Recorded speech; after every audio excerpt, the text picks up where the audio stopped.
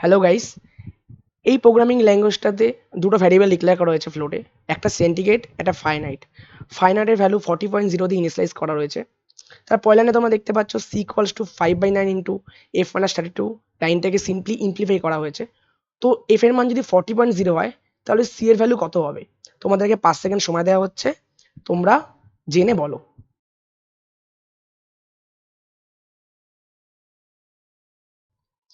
এখন আমরা এফ এর ভ্যালু যদি 40 পুট করি তাহলে কি হবে?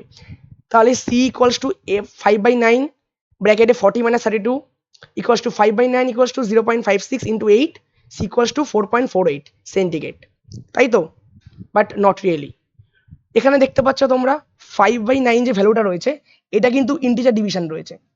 তো 5/9 ইন্টিজার ডিভিশনে কত হচ্ছে? 0.56। সো ইন্টিজার ডিভিশন মানে 0 নেবে তার সিলিং ভ্যালু।